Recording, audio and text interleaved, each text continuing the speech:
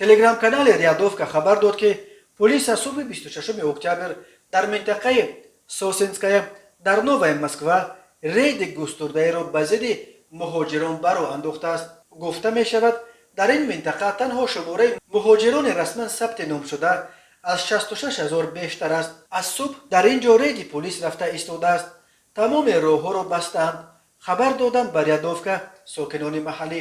шумораи хеле зиёди кормандони пулис, ҳатто пулисҳои аспсавору патрулҳо бо сагҳо, ҳамчунин автозекҳо ва мошинҳои махсус хеле зиёд ба чашм мерасанд.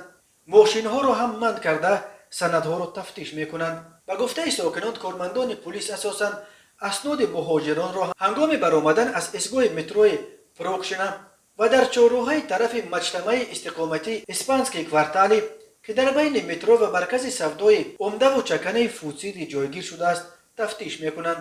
сокинон мегӯянд, дар кӯчаҳои диҳаи Сосенская патрулҳои пулис бо сагҳо мегарданд ва сокинон ҳатто пулисҳои аспсаворро ҳам мушоҳида карданд.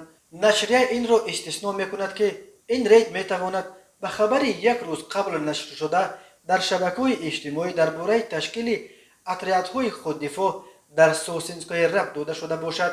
чанд гурӯҳи мардони маҳаллӣ, ки худро одамони боодоб ном мебаранд, занонро аз назди метро пешвоз гирифта то хонаҳояшон гусел мекунанд.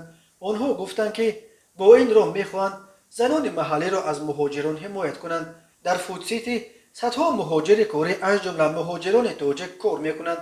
истгоҳи Прокшина бошад яке аз истгоҳест ки муҳоҷирон тавассути он барои таҳияи асноди худ ба маркази Сахарова мераванд.